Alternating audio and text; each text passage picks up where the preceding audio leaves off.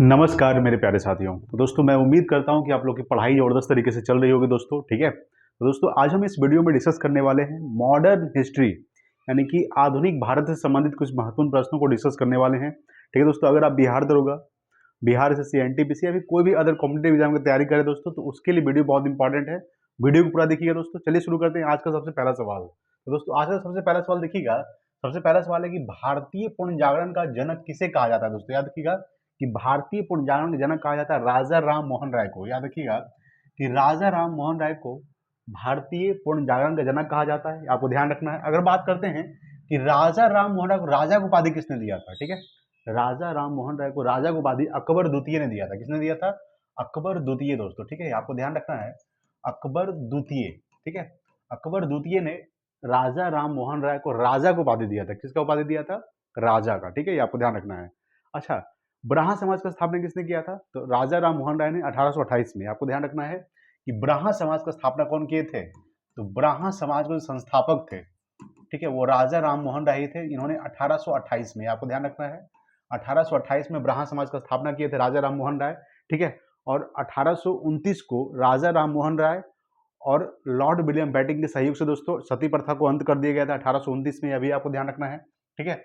1829 की अगर बात करते हैं तो 1829 का आपको डेट याद रखना है दोस्तों। सती प्रथा का अंत कर दिया गया था किसके द्वारा? तो राजा राम मोहन राय और लॉर्ड विलियम बेंटिंक के सहयोग से, ठीक है। ये आपको दो तीन पॉइंट याद रखना। सबसे पहला पॉइंट क्या है कि भारतीय पुनर्जागरण के जनक किसे कहा जाता है? राजा राम मोहन राय को। राजा राम मोहन राय को राजा की उपाधि किसने दिया था? अकबर द्वितीय ने दिया था, ठीक है। राजा राम मोहन राय ब्राह्मण समाज का स्थापना 1828 में किए थे, ये आपको ध्यान रखना है, ठीक है। और राजा राम मोहन राय ने सती प्रथा को अंत किया था 1829 में लॉर्ड विलियम बेंटिंक के सहयोग से, ठीक है, ये आपको ध्यान रखना है। चलिए देखते हैं दोस्तों कि राजा राम मोहन राय को भारत में सुधार आंदोलनों तथा भारतीय राष्ट्रवाद का जनक भी माना जाता है। याद रखिएगा कि भारतीय राष्ट्रवाद का जनक किसे कहा जाता है? तो राजा राम मोहन राय को कहा जाता है दोस्तों, ठीक है, ये आपको ध्यान रखना। अगला सवाल है दोस्तों कि राजा राम मोहन राय किस शिक्षा पद्धति के समर्थक थे, यानी किस शिक्षा पद्धति के समर्थक थे? तो याद रखिएगा पाश्चात्य यानी या अंग्रेजी शिक्षा पद्धति के समर्थक थे, ठीक है, ये आपको ध्यान रखना है। राजा राम मोहन राय जो थे किस शिक्षा पद्धति के समर्थक थे? तो दोस्तों पाश्चात्य या शिक्षा पद्धति के समर्थक थे, अंग्रेजी शिक्षा के पद्धति के समर्थक थे, ठीक है, राजा राम मोहन राय, ठीक है, ये आपको ध्यान रखना है। अगला सवाल है कि राजा राम मोहन राय द्वारा कलकत्ता में ब्राह्मण समाज, ठीक है, की स्थापना किस वर्ष की? हम आपको बताया था कि ब्राह्मण समाज का स्थापना किए थे 1828 में, ठीक है। और कहाँ किया गया था? ये आपको ध्यान रखना है कि ब्राह्मण समाज का जो स्थापना किया गया था ये मेन रूप से कलकत्ता में किया गया था। किसके द्वारा किया गया था? तो राजा राम मोहन राय के द्वारा किया गया था। कब किया गया था? तो 1828 में किया गया था, ठीक है। चलिए अगला सवाल देखते हैं, ठीक है दोस्तों। चलिए अगला सवाल देखेंगे हम लोग। यहाँ पे समझिएगा ब्राह्मण समाज किस सिद्धांत पर आधारित है दोस्तों, ये आपको ध्यान रखना है। सवाल है कि ब्राह्मण समाज जो है, ये ब्राह्मण समाज किस सिद्धांत पर आधारित है? ये है दोस्तों एक एकेश्वरवाद सिद्धांत पर आधारित है दोस्तों। क्या? तो ब्राह्मण समाज, ठीक है, आपको ध्यान रखना है कि ब्राह्मण समाज जो है वो एकेश्वरवाद पर सिद्धांत पर आधारित है, ठीक है। अगला है कि संवाद कौमुदी, ये आपको ध्यान रखना है कि संवाद कौमुदी ये जो किस भाषा में दोस्तों? ये जो संवाद कौमुदी ये मेन रूप से बांग्ला भाषा में लिखा गया था, ठीक है। तो संवाद कौमुदी तथा मिरात उल अखबार, ठीक है, ये जो है फारसी भाषा के लिखा, ये संपादक कौन थे? ये तो कौन थे? राजा राम मोहन राय, ठीक है, ये आपको ध्यान रखना है कि संवाद कौमुदी और मिरात उल अखबार ये जो संपादक कौन थे? तो राजा राम मोहन राय थे, ठीक है, ये आपको ध्यान रखना है। अगर बात करते हैं कि ये जो संवाद कौमुदी है ये किस भाषा में लिखा गया था? तो बांग्ला भाषा में। और मिरात उल अखबार जो है ये मेन रूप से फारसी भाषा में था, ठीक है, यह भी सवाल पूछ सकता है एग्जाम में, ठीक है, तो ये आपको ध्यान रखना है। तो सबसे पहला बात है कि संवाद कौमुदी और मिरात उल अखबार किसके संपादक थे? राजा राम मोहन राय। चलिए अगला है कि वर्ष 1815 में, ठीक है, वर्ष 1815 में एकेश्वरवादी मत के प्रचार हेतु राजा राम मोहन राय ने किस संस्था का गठन किया था दोस्तों? ये किया था आत्मीय सभा का गठन किए थे, ये आपको ध्यान रखना है। ये देखिए आत्मीय सभा का स्थापना कब किया गया था? तो 1815 को किया गया था, ठीक है। किस चीज के लिए किया गया था? तो एकेश्वरवादी मत के प्रचार हेतु किया गया था, खास करके आत्मीय सभा का स्थापना किसके द्वारा? तो आत्मीय सभा का जो स्थापना किया गया था राजा राम मोहन राय के द्वारा। कब किया गया था?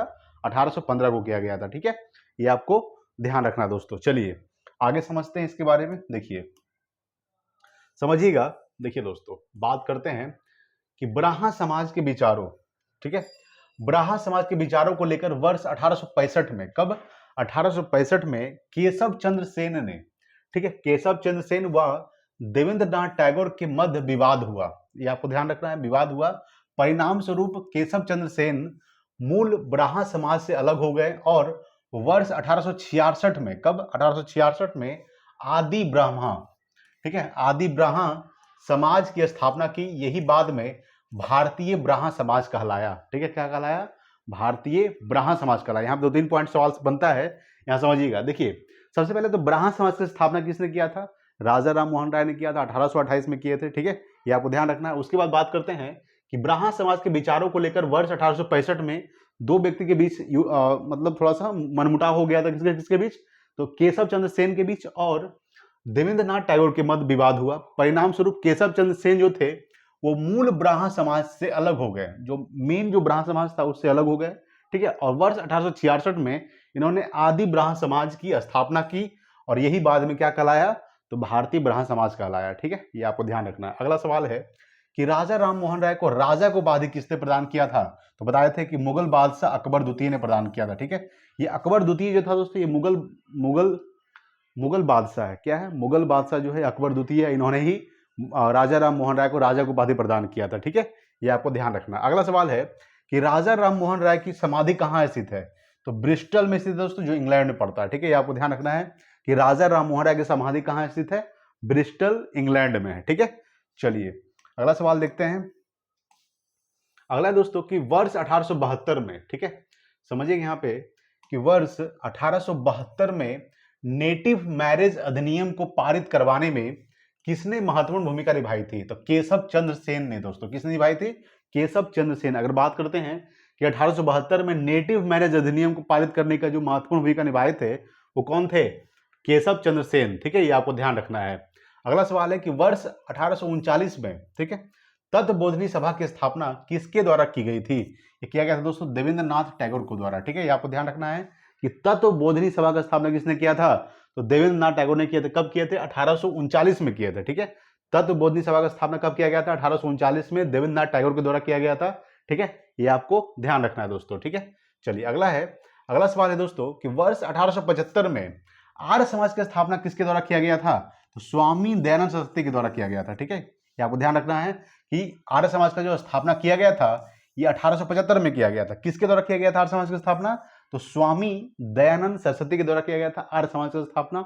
ठीक है, ये आपको ध्यान रखना है, स्वामी दयानंद सरस्वती के द्वारा 1875 में आर्य समाज का स्थापना किया गया था। अगर बात करते हैं वेदों के पुनरुत्थान का श्रेय स्वामी दयानंद सरस्वती को दिया जाता है तथा उन्होंने वेदों की ओर लौटो का नारा भी दिए थे। आपको ध्यान रखना है कि वेदों की ओर लौटो का नारा किसने दिया था, तो वेदों की ओर लौटो का नारा दिए थे स्वामी दयानंद सरस्वती ने दिए थे। ठीक है, ये भी आपको थोड़ा सा ध्यान रखना है दोस्तों। चलिए आगे देखते हैं हम लोग दोस्तों, समझिएगा यहाँ पे। देखिए दयानंद सरस्वती द्वारा सत्यार्थ प्रकाश पुस्तक किस भाषा में लिखा गया था। अगर बात करते हैं, सवाल है कि दयानंद सरस्वती द्वारा सत्यार्थ प्रकाश पुस्तक किस भाषा में लिखी गई थी, तो आपको ध्यान रखना है दोस्तों संस्कृत भाषा में लिखा गया था। ठीक है, तो ये जो सत्यार्थ प्रकाश पुस्तक है, यह सवाल पूछ सकता है कि सत्यार्थ प्रकाश पुस्तक किसके द्वारा लिखा गया था, तो यह लिखा गया था दयानंद सरस्वती के द्वारा। किस भाषा में, तो संस्कृत भाषा में लिखा गया था। ठीक है, ये आपको ध्यान रखना है दोस्तों। अगर बात करते हैं, अगला सवाल है कि किस समाज सुधारक को भारत का मार्टिन लूथर किंग कहा जाता है। ठीक है, सवाल है कि किस समाज सुधारक को भारत का मार्टिन लूथर किंग कहा जाता है, तो दयानंद सरस्वती को कहा जाता है। किससे कहा जाता है, दयानंद सरस्वती को, याद रखिएगा, भारत का मार्टिन लूथर किंग कहा जाता है। ठीक है, चलिए अगला सवाल है कि वह व्यक्ति जिसने सर्वप्रथम स्वराज शब्द, कौन सा शब्द दोस्तों, तो सर्वप्रथम स्वराज शब्द का प्रयोग किया और आप ध्यान रखना है हिंदी को राष्ट्रभाषा माना, तो स्वामी दयानंद सरस्वती। ठीक है, ये आपको ध्यान रखना है। सबसे पहले सर्वप्रथम स्वराज शब्द का प्रयोग किया, याद रखिएगा स्वराज शब्द का प्रयोग किसने किया था, सबसे पहले स्वामी दयानंद सरस्वती ने किए थे। और याद रखिएगा कि हिंदी को राष्ट्रभाषा माना दयानंद सरस्वती के द्वारा माना गया। ठीक है, ये आपको ध्यान रखना है। चलिए अगला सवाल आपके सामने दोस्तों, सवाल देखिएगा, सवाल बहुत बढ़िया सवाल है कि किस बंगाली नेता ने सती प्रथा का समर्थन किया था?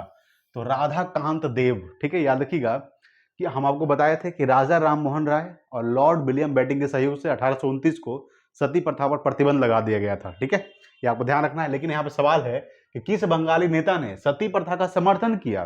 तो राधा कांत देव समर्थन किया था, ये बंगाली नेता था। ठीक है, ये आपको ध्यान रखना है। अगला सवाल है कि वर्ष 1867 में, ठीक है, वर्ष 1867 में केशव चंद्र सेन की प्रेरणा से महाराष्ट्र में प्रार्थना समाज की स्थापना किसके द्वारा की गई? ये किया गया था आत्माराम पांडुरंग के द्वारा। ठीक है, यहां से सवाल पूछेगा कि प्रार्थना समाज की स्थापना किसने किया था? तो आत्माराम पांडुरंग ने किए थे। कब किए थे? 1867 में किया था। ठीक है, 1867 में आत्माराम पांडुरंग ने केशव चंद्र सेन की प्रेरणा से, और कहां किया गया था ये इसका स्थापना? तो महाराष्ट्र में किया गया था। यहां से 2-3 सवाल बनता है। सबसे पहला सवाल बनता है कि प्रार्थना समाज का स्थापना किसने किया था? तो याद रखिए आत्माराम पांडुरंग ने किया था। कहां किया था? महाराष्ट्र में। कब किया था? 1867 में किया था। ठीक है, यहां से 2-3 सवाल बनता है। ठीक है, चलिए अगला सवाल है, किस एक समाज सुधारक को महाराष्ट्र का सुकरात कहा जाता है? तो महाराष्ट्र का सुकरात किसे कहा जाता है? तो महादेव गोविंद रानाडे को। याद रखिएगा कि महादेव गोविंद रानाडे को महाराष्ट्र का सुकरात कहा जाता है। महाराष्ट्र का सुकरात किसे कहा जाता है? तो महादेव गोविंद रानाडे को महाराष्ट्र का सुकरात कहा जाता है। ये आपको ध्यान रखना है। अगला सवाल है आपके सामने कि वर्ष 1897 में विवेकानंद द्वारा रामकृष्ण मिशन की स्थापना किस स्थान पर की गई थी? ये कलकत्ता में किया गया था। ये आपको ध्यान रखना है। तो रामकृष्ण मिशन की स्थापना किसके द्वारा किया गया था? ये आपको ध्यान रखना है। तो स्वामी विवेकानंद जी के द्वारा किया गया था। कब किया गया था? तो 1897 को किया गया था। 2-3 डेट आपको ध्यान रखना है कि रामकृष्ण मिशन की स्थापना स्वामी विवेकानंद ने किए थे। ठीक है, कब किए थे? 1897 में। कहां किए थे? तो कलकत्ता में किए थे। ठीक है, चलिए अगला सवाल देखिएगा दोस्तों क्या कर रहा है। अगला सवाल आपके सामने है कि स्वामी विवेकानंद ने विश्व धर्म, ठीक है, सवाल है कि स्वामी विवेकानंद ने विश्व धर्म संसद यानी कि शिकागो में कब भाग लिया था? तो ये 1893 में भाग लिए थे। कब भाग लिए थे? 1893 को। ठीक है, ये डेट आपको ध्यान रखना है। सिस्टर निवेदिता कौन थी दोस्तों? तो सिस्टर निवेदिता थी विवेकानंद की शिष्या थी। ठीक है, ये आपको ध्यान रखना है। कौन थी? विवेकानंद की शिष्या थी। कौन? सिस्टर निवेदिता। ठीक है, ये आपको ध्यान रखना है। देखिए 19वीं शताब्दी के उत्तरार्ध में नव हिंदूवाद यानी कि न्यू हिंदुइज्म के सर्वश्रेष्ठ प्रतिनिधि कौन थे? तो स्वामी विवेकानंद थे। ठीक है, ये आपको ध्यान रखना है। अगला सवाल है कि न्यूयॉर्क में थियोसॉफिकल सोसाइटी की स्थापना किस वर्ष की गई थी? तो थियोसॉफिकल सोसाइटी की जो स्थापना किया गया था, ये आपको ध्यान रखना है, ये 1875 को किया गया था। कब किया गया था? 1875 को थियोसॉफिकल सोसाइटी का स्थापना किया गया था। ठीक है, ये आपको ध्यान रखना है। चलिए अगला सवाल देखते हैं। देखिए दोस्तों अगला सवाल है कि भारत में थियोसॉफिकल सोसाइटी के मुख्यालय कहाँ स्थित है दोस्तों? स्थापित किया गया है तो अडियार में किया गया है। कहाँ किया गया था? यहाँ पर समझिएगा। देखिए अडियार कहाँ पड़ता है? अडियार मद्रास में किया गया है। ठीक है, सवाल है कि भारत में थियोसॉफिकल सोसाइटी का मुख्यालय कहाँ स्थित है? यह है अडियार। कहाँ पड़ता है? ये मद्रास। ठीक है, चलिए अगला सवाल देखते हैं। अगला सवाल क्या कर रहा है आपके सामने, समझिएगा। देखिए दोस्तों अगला सवाल आपके सामने है कि भारत में थियोसॉफिकल सोसाइटी को किसके प्रयत्नों से सफलता मिली है? तो एनी बेसेंट के प्रयत्नों से सफलता मिली है। ठीक है, तो थियोसॉफिकल सोसाइटी की स्थापना किया गया है कब? 1875 में किया गया है। ठीक है, ये आपको ध्यान रखना है। और इसकी यानी थियोसॉफिकल सोसाइटी के जो है ये किसके प्रयत्नों से सफलता मिली है? तो एनी बेसेंट के प्रयत्नों से सफलता मिली है। ठीक है, ये भारतीय राष्ट्रीय कांग्रेस की, ठीक है, याद रखिएगा, भारतीय राष्ट्रीय कांग्रेस की प्रथम महिला अध्यक्ष है। भारतीय राष्ट्रीय कांग्रेस की प्रथम महिला अध्यक्ष एनी बेसेंट है। ठीक है, और सवाल ऐसे पूछ सकता है कि भारतीय राष्ट्रीय कांग्रेस की प्रथम भारतीय महिला अध्यक्ष कौन थी? वो सरोजनी नायडू थी। ठीक है, यहां से सवाल ये भी पूछ सकता है। यंग बंगाल आंदोलन के, ठीक है, यंग बंगाल आंदोलन के प्रवर्तक कौन थे दोस्तों? ये थे हेनरी विवियन डेरोजियो। ठीक है, याद रखिएगा, यंग बंगाल आंदोलन के प्रवर्तक कौन थे? तो हेनरी विवियन डेरोजियो जो थे ये यंग बंगाल आंदोलन के प्रवर्तक थे। अगला सवाल है कि विधवा पुनर्विवाह, ठीक है, विधवा पुनर्विवाह को कानूनी रूप से वैध करवाने में किसकी महत्वपूर्ण भूमिका थी? ये थी ईश्वर चंद्र विद्यासागर की। ठीक है, ये आपको ध्यान रखना है कि विधवा पुनर्विवाह जो है ये को कानूनी रूप से वैध करवाने में किसकी महत्वपूर्ण भूमिका थी? तो ईश्वर चंद्र विद्यासागर की। ठीक है, ये आपको ध्यान रखना है। चलिए आगे थोड़ा सा पढ़ते हैं दोस्तों, इसके बारे में समझिएगा। देखिए अगर हम पढ़ते हैं थोड़ा सा इसके बारे में समझिएगा दोस्तों। देखिए वर्ष 1851 में नौरोजी फरदोनजी, दादा भाई नौरोजी, SN, ठीक है, SN बंगाली, RK कामा के सहयोग से रहनुमाई मजदाय स्नान सभा गठित की गई तथा सभा के संदेश को पारसी समाज तक पहुंचाने के उद्देश्य से पत्रिका रास्त गुफ्तार नामक पत्रिका प्रारंभ की गई। ठीक है, यह थोड़ा सा आपको ध्यान रखना है। अगर बात करते हैं कि दलित जातियों के कल्याण के लिए ज्योतिबा फुले ने वर्ष 1873 में किस संस्था की स्थापना की थी? ये आपको ध्यान रखना है। सत्यशोधक समाज की स्थापना किए थे। ठीक है, सत्यशोधक समाज की स्थापना कब किया गया था? 1873 को किया गया था। किसके द्वारा? तो ज्योतिबा फुले के द्वारा किया गया था। गुलामगिरी किसकी पुस्तक है दोस्तों? तो ज्योतिबा फुले का पुस्तक का क्या नाम है? गुलामगिरी जो पुस्तक है किसकी पुस्तक है? तो ज्योतिबा फुले की पुस्तक है। ठीक है, गुलामगिरी, ये आपको ध्यान रखना है। और ज्योतिबा फुले ने ही सत्यशोधक समाज की स्थापना किए थे, 1873 को किए थे। ठीक है, ये आपको ध्यान रखना है। चलिए आगे देखते हैं दोस्तों, समझिएगा कुछ इंपॉर्टेंट और सवाल को हम डिस्कस करने वाले हैं। समझिए, देखिए सबसे पहले बात करेंगे कि वर्ष 1885 में भारतीय राष्ट्रीय कांग्रेस की स्थापना किसके द्वारा की गई थी? याद रखिएगा, ये A.O. होम के द्वारा किया गया था। याद रखिए दोस्तों, 1885 को A.O. होम के द्वारा भारतीय राष्ट्रीय कांग्रेस का स्थापना किया गया था। ठीक है, ये आपको ध्यान रखना है। भारतीय राष्ट्रीय कांग्रेस का प्रथम अधिवेशन कब आयोजित किया गया था? ये किया गया था 28 दिसंबर 1885 को किया गया था। 28 दिसंबर 1885 को, ठीक है, भारतीय राष्ट्रीय कांग्रेस का प्रथम अधिवेशन आयोजित किया गया था। ठीक है, ये आपको ध्यान रखना है। भारतीय राष्ट्रीय कांग्रेस का प्रथम अध्यक्ष कौन थे? तो बोमेश चंद्र बनर्जी थे। ठीक है, बोमेश चंद्र जो बनर्जी थे, ये भारतीय राष्ट्रीय कांग्रेस का प्रथम अध्यक्ष थे। ठीक है, ये आपको ध्यान रखना है। आगे हम डिस्कस करेंगे। देखिए समझिएगा यहाँ पे। ठीक है, देखिए दोस्तों कि भारतीय राष्ट्रीय कांग्रेस का प्रथम अधिवेशन पुणे में आयोजित किया जाना था। ठीक है, यानी कि भारतीय राष्ट्रीय कांग्रेस का जो प्रथम अधिवेशन जो है ये पुणे में आयोजित किया जाना था, लेकिन उस समय पुणे में बीमारी प्लेग फैल गया था। कौन सा बीमारी फैला हुआ था? तो प्लेग बीमारी फैल जाने के कारण प्रथम अधिवेशन मुंबई में आयोजित किया गया था। ठीक है, याद रखना है कि प्रथम अधिवेशन कब आयोजित किया गया है और कहाँ किया गया है? तो 28 दिसंबर 1885 को किया गया है। और कहाँ किया गया? मुंबई में। कहाँ किया जाना था? तो पुणे में किया जाना था। किस कारण से रुक गया? तो क्योंकि वहां पे प्लेग बीमारी फैला हुआ था। ठीक है, जिसकी वजह से पुणे में नहीं हुआ बल्कि मुंबई में हो गया। ये आपको ध्यान रखना है। अगला है कि भारतीय राष्ट्रीय कांग्रेस के दूसरे अधिवेशन की अध्यक्षता किसने की थी? ये किए थे दोस्तों दादा भाई नौरोजी ने किया था। याद रखिएगा कि दादा भाई नौरोजी ने भारतीय राष्ट्रीय कांग्रेस के दूसरे अधिवेशन की अध्यक्षता किए थे। ठीक है, अगला सवाल है कि स्वराज को राष्ट्रीय मांग के रूप में सर्वप्रथम किसने रखा था? तो दादा भाई नौरोजी ने रखा था। ठीक है, ये आपको ध्यान रखना है कि स्वराज को राष्ट्रीय मांग के रूप में सर्वप्रथम किसने रखा था? दादा भाई नौरोजी दोस्तों। ठीक है, अगला सवाल देखते हैं। समझिए यहाँ पे दोस्तों सवाल है कि भारतीय राष्ट्रीय कांग्रेस की स्थापना के समय भारत का वायसराय कौन था दोस्तों? तो आपको ध्यान रखना है, उसमें लॉर्ड डफरिन था। ठीक है, कौन था? Lord Dufferin. यानी कि भारतीय राष्ट्रीय कांग्रेस की स्थापना के समय भारत के जो वायसराय थे कौन थे? लॉर्ड डफरिन थे। ठीक है, ये आपको ध्यान रखना है। चलिए अगला सवाल को देखते हैं। देखिए दोस्तों क्या कर रहा है अगला सवाल। अगला सवाल आपके सामने है कि कांग्रेस को सूक्ष्मदर्शी अल्पसंख्यक जनता का प्रतिनिधि बताते हुए उसका मजाक किसने उड़ाया था? तो लॉर्ड डफरिन ने उड़ाया था। ठीक है, तो कांग्रेस को सूक्ष्मदर्शी अल्पसंख्यक जनता का प्रतिनिधि बताते हुए उसका मजाक किसने उड़ाया था? Lord Dufferin. देखिए दोस्तों, प्रारंभ में भारतीय राष्ट्रीय कांग्रेस का नाम भारतीय राष्ट्रीय संघ रखा गया था। ठीक है, आपको ध्यान रखना है कि प्रारंभ जो भारतीय राष्ट्रीय कांग्रेस का जो नाम रखा गया था वो भारतीय राष्ट्रीय संघ रखा गया था, लेकिन बाद में दादा भाई नौरोजी के सुझाव पर इसका नाम परिवर्तित कर भारतीय राष्ट्रीय कांग्रेस कर दिया गया था। ठीक है, यहां सवाल पूछेगा कि भारतीय राष्ट्रीय संघ का नाम परिवर्तित किसने किया था? ठीक है, तो दादा भाई नौरोजी ने किए थे। अब क्या नाम रख दिया गया? तो भारतीय राष्ट्रीय कांग्रेस नाम इसका रख दिया गया। ठीक है, ये आपको ध्यान रखना है दोस्तों। अगर हम लोग बात करते हैं, अगला सवाल देखिएगा कि भारतीय राष्ट्रीय कांग्रेस पर प्रार्थना, ठीक है, याचना तथा विरोध की राजनीति करने का आरोप किसने लगाया था?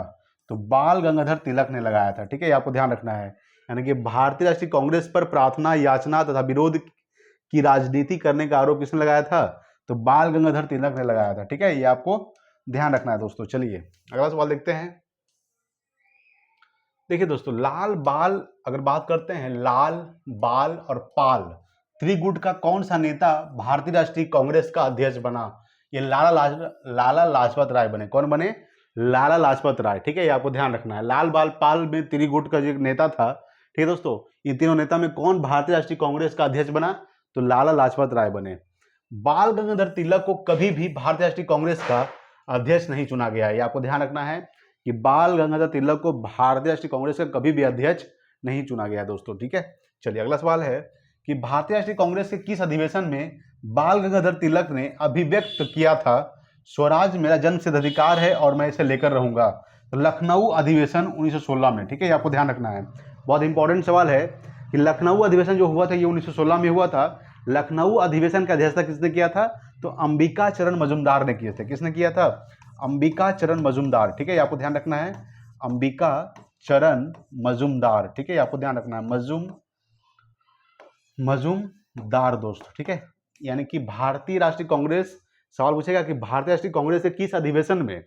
तो लखनऊ अधिवेशन में बाल गंगाधर तिलक ने अभिव्यक्त किया था, यानी कि स्वराज मेरा जन्मसिद्ध अधिकार है, मैं उसे लेकर रहूंगा। ठीक है, और लखनऊ अधिवेशन कब हुआ था? 1916 में हुआ था, जिसकी अध्यक्षता अंबिका चरण मजूमदार ने किए थे। ठीक है, ये आपको ध्यान रखना दोस्तों। कुछ इंपॉर्टेंट जैसे कि अधिवेशन जैसे पूछेगा कि कराची अधिवेशन कब हुआ था? 1931 में हुआ था। ठीक है, जिसकी अध्यक्षता सरदार वल्लभ भाई पटेल ने किया था। लाहौर अधिवेशन 1929 में हुआ था। ठीक है, याद रखिएगा। 1925 में कानपुर अधिवेशन हुआ था, जिसकी अध्यक्षता सरोजिनी नायडू ने किए थे। 1924 में कौन सा बेलगांव अधिवेशन हुआ था, जिसकी अध्यक्षता महात्मा गांधी ने किए थे। कुछ इंपॉर्टेंट अधिवेशन है जो एग्जाम में अक्सर सवाल पूछते रहता है। ठीक है, ये आपको ध्यान रखना है। चलिए आगे देखते हैं दोस्तों, समझिएगा। यहाँ पे देखिए, भारतीय राष्ट्रीय कांग्रेस का प्रमुख कुछ है, यहाँ पे समझते हैं। देखिए, अगर बात करते हैं जैसे कि प्रथम अध्यक्ष कौन थे, तो थे WC बनर्जी थे। ये आपको ध्यान रखना है कि भारतीय राष्ट्रीय कांग्रेस के प्रथम जो थे उसके अध्यक्ष WC बनर्जी थे। प्रथम मुस्लिम अध्यक्ष कौन थे? तो बदरुद्दीन तैयबजी थे। याद रखिएगा, भारतीय राष्ट्रीय कांग्रेस की प्रथम मुस्लिम अध्यक्ष कौन थे? तो बदरुद्दीन तैयबजी थे। ठीक है, आपको ध्यान रखना है। भारतीय राष्ट्रीय कांग्रेस के प्रथम यूरोपीय अध्यक्ष कौन थे? तो जॉर्ज यूले थे। कौन थे? George Yule. प्रथम महिला अध्यक्ष दोस्तों हम बताए थे कि एनी बेसेंट। याद रखिएगा कि भारतीय राष्ट्रीय कांग्रेस की प्रथम महिला अध्यक्ष एनी बेसेंट, और प्रथम भारतीय महिला अध्यक्ष जो थी वो सरोजिनी नायडू थी। कौन थी? सरोजिनी नायडू। ठीक है, ये आपको ध्यान रखना है। चलिए आगे सवाल को डिस्कस करते हैं। देखिए दोस्तों, सवाल यहाँ पे पूछेगा, सवाल पूछ रहा है, सवाल है दोस्तों कि कांग्रेस अधिवेशन ना तो लोगों द्वारा प्रेरित था और ना ही यह उनके द्वारा सोचा या योजनाबद्ध किया गया। यह किसने कहा था दोस्तों? ये सर सैयद अहमद खां ने कहा था। किसने कहा था? सर सैयद अहमद खां। यह किसने कहा था कि कांग्रेस पतन के लिए लड़खड़ा रही है? मेरी सबसे बड़ी अभिलाषा जब तक मैं भारत में हूं कांग्रेस की शांतिपूर्ण समाप्ति में सहयोग करना है। Lord Curzon. ठीक है, ये किसने कहा था? ये लॉर्ड कर्जन ने कहा था। लॉर्ड कर्जन समय में ही दोस्तों बंगाल विभाजन हुआ था 1905 में। ठीक है, ये आपको ध्यान रखना है। ठीक है दोस्तों, देखिए सुरेंद्रनाथ बनर्जी भारतीय राष्ट्रीय कांग्रेस की स्थापना अधिवेशन में उपस्थित नहीं थे। ये आपको ध्यान रखना है कि सुरेंद्रनाथ जो बनर्जी थे ये भारतीय राष्ट्रीय कांग्रेस के स्थापना अधिवेशन में उपस्थित नहीं थे दोस्तों। चलिए आगे का डिस्कस करते हैं दोस्तों। समझिएगा, यहाँ पे देखिए बहुत इंपॉर्टेंट सवाल है दोस्तों। सवाल है कि भारतीय राष्ट्रीय कांग्रेस के वर्ष 1924 के अधिवेशन में महात्मा गांधी द्वारा मात्र एक बार अध्यक्षता की गई, यह अधिवेशन कहाँ हुआ था? ये बेलगांव अधिवेशन कर्नाटक में हुआ था। याद रखिएगा। देखिए दोस्तों, महात्मा गांधी ने मात्र एक ही बार अधिवेशन की अध्यक्षता किए थे, बेलगांव अधिवेशन की अध्यक्षता। कब हुआ था? 1924 में हुआ था। ठीक है, बेलगांव अधिवेशन कब हुआ था? 1924 में। और अध्यक्षता कौन किए थे? तो महात्मा गांधी ने किए थे, मात्र एक बार किए थे। ये कहाँ हुआ था?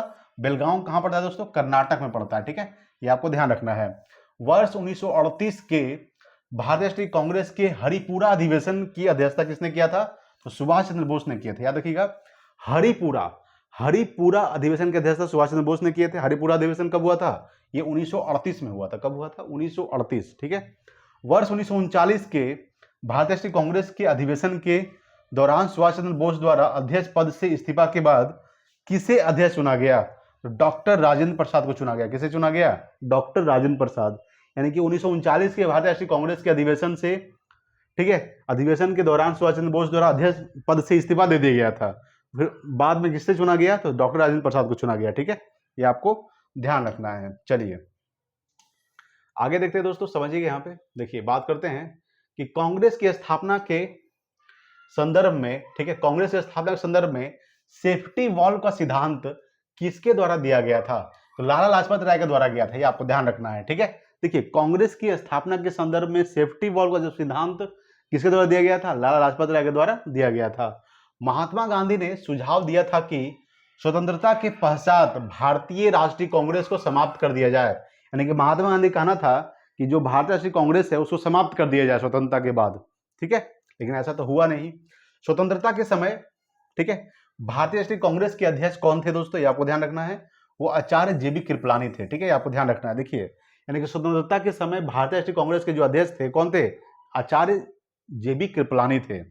किस अधिवेशन में भारतीय राष्ट्रीय कांग्रेस तथा मुस्लिम लीग के मध्य समझौता हुआ, तो लखनऊ अधिवेशन। ठीक है, ये आपको ध्यान रखना है, जो 1916 में हुआ था। देखिए याद रखिएगा दोस्तों, सूरत अधिवेशन हुआ था 1907 में, जिसके अध्यक्ष रास बिहारी घोष ने किए थे। उस समय क्या हुआ था कि नरम दल और गरम दल दोनों अलग अलग हो गए थे, और 1916 के लखनऊ अधिवेशन में नरम दल और गरम दल दोनों एक हो गए। ठीक है, यहाँ से सवाल वही पूछा गया है कि किस अधिवेशन में भारतीय राष्ट्रीय कांग्रेस तथा मुस्लिम लीग के मध्य समझौता हुआ, तो लखनऊ अधिवेशन के दौरान हुआ था, जो 1916 में हुआ। ठीक है, मुस्लिम लीग की स्थापना कब हुआ था, 1906 में हुआ था, आपको ध्यान रखना है, जिसके संस्थापक कौन थे, आगा खां थे। ठीक है, ये आपको ध्यान रखना है।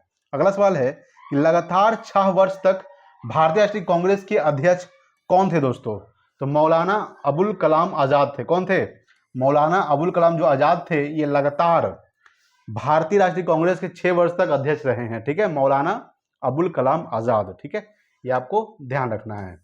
चलिए आगे डिस्कस करते हैं दोस्तों, देखिएगा, बात करते हैं। ठीक है दोस्तों, देखिए दोस्तों आज के लिए इतना ही दोस्तों, मिलते हैं। ठीक है दोस्तों, अगर वीडियो अच्छा लगा प्लीज लाइक कीजिएगा, शेयर कीजिए अपने दोस्तों के पास। ठीक है दोस्तों, और क्लास कंटिन्यू रहेगी। ठीक है, अभी दरोगा का वैकेंसी भी दोस्तों आने वाला है, इसलिए पढ़ाई करते रहिए। ठीक है दोस्तों, आज के लिए इतना ही, मिलते हैं अगले वीडियो में, तब तक के लिए जय हिंद, वंदे मातरम।